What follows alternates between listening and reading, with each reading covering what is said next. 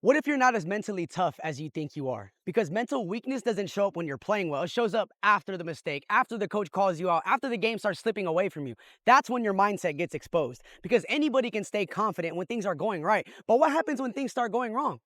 In this video, I'm going to show you the three biggest signs you're mentally weak as an athlete. And the last one is so common that most athletes don't even realize it's affecting them.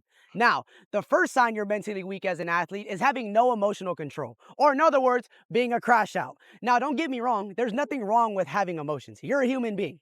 Of course, you're going to get frustrated. You're going to get angry. You're going to get upset when things aren't going your way. The problem is when these emotions start controlling you, because that's what a lot of athletes let happen.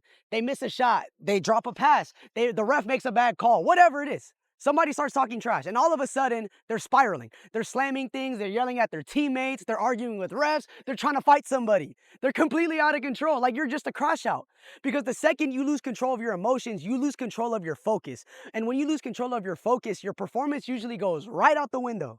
That's why you'll see athletes get themselves ejected, get themselves benched, lose contracts, say things they shouldn't have said, do things they shouldn't have done, all because they couldn't control themselves in the moment of frustration. And there's so many examples of this throughout sports. Like one recent example was Wemby in the finals. And what's funny is all offseason, people were talking about how wise he was, how emotionally intelligent he was, how he was reading books, hanging out with monks, doing all these things to improve himself. But then adversity showed up. Things stopped going his way. And what happened? He started crashing out. He started getting frustrated. He started losing emotional control. He started throwing elbows and trying to take that frustration out on the Knicks. That was insane. I'm not going to lie. And whether you're a fan of him or not, that's a perfect example of what I'm talking about. Because anybody can stay calm when things aren't going their way. Anybody can look emotionally mature when they're winning. That's easy. That's light work. The real question is, what happens when things start going wrong? That's when your mindset gets exposed. That's when your emotional control gets exposed. Because mentally strong athletes don't have less emotions, they have more control over them. Think about your emotions like fire. Fire can be incredibly useful. Obviously, it can keep you warm, it can help you cook, it can give you energy. But if you lose control of it, it'll burn your house down or whatever down. Your emotions work the exact same way. Frustration can make you compete harder. Anger can give you energy. Pressure can make you more focused. But if you lose control of these emotions, they'll start working against you instead of for you. And the goal isn't to put the fire out. The goal is to learn how to control it. Feel the frustration, feel the anger, feel whatever you need to feel. Just don't let those emotions start making decisions for you. Because the moment your emotions start controlling your actions, your opponent doesn't have to beat you anymore because you've already beaten yourself. And unfortunately, a lot of athletes don't just struggle with controlling their emotions. They also struggle with hearing things they don't want to hear. Which brings me to the second sign you're mentally weak as an athlete. You can't take criticism.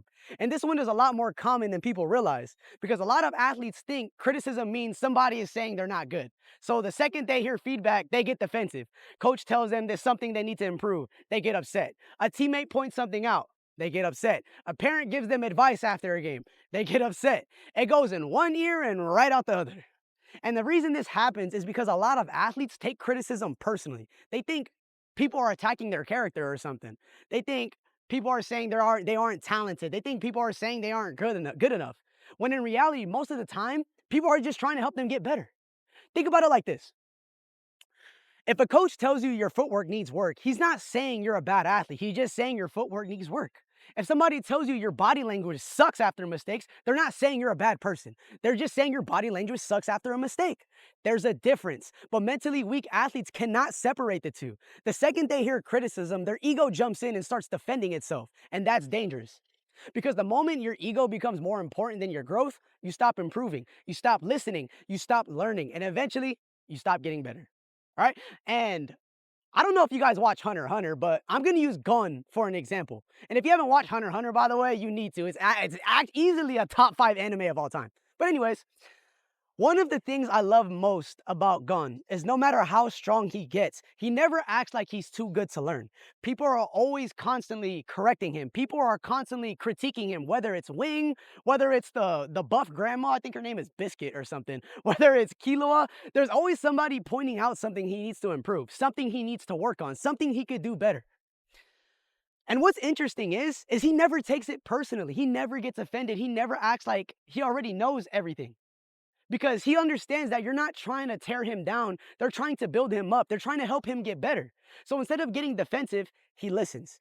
He asks questions. He stays curious. And because of that, he keeps getting stronger and stronger and stronger throughout the entire show. He never walks into the room thinking he has all the answers. He walks into a room looking for answers. And that's exactly how great athletes think. They don't see criticism as an attack. They see it as an opportunity to learn, an opportunity to improve, an opportunity to get better.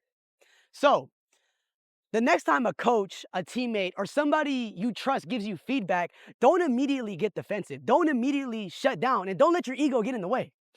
Take a step back and ask yourself, are they trying to tear me down or are they trying to build me up?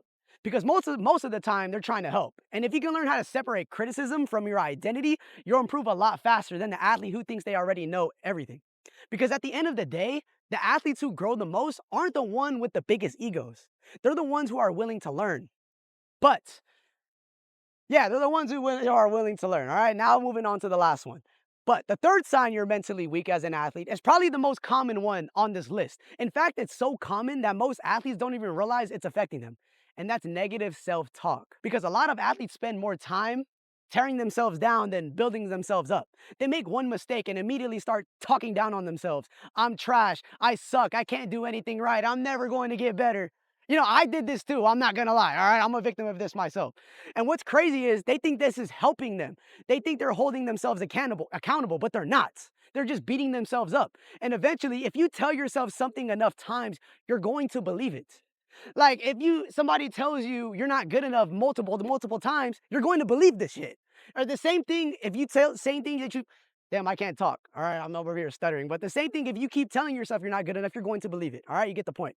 And I know this because this was probably one of my biggest weaknesses as an athlete. Like I said, I talk to myself negatively all the time. And looking back, I wish I would have worked on it sooner because I didn't realize how much those thoughts were affecting me. The way you talk to yourself matters because what you think affects how you feel. How you feel affects how you perform, and how you perform affects your results because being leads to doing and doing leads to results. All right, you need to feel good in order to play good. You need to play good in order to get results. And if you're telling yourself you're not good enough, you're going to feel bad. Then you're going to play bad and then you're going to get bad results.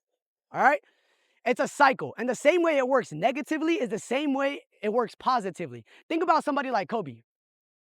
Do you think Kobe was constantly telling himself he wasn't good enough? You think Kobe was constantly telling himself he couldn't handle it in the moment? You think Kobe was constantly reminding himself every reason he was going to fail? Of course not. Now, was Kobe perfect? No. Did he have doubts? I'm sure he did. But he didn't feed those doubts. He fed belief. He fed confidence. He fed the version of himself he wanted to become. Because your brain is always listening. And if you constantly tell yourself you're not good enough, eventually you're going to start believing it, like I've been saying.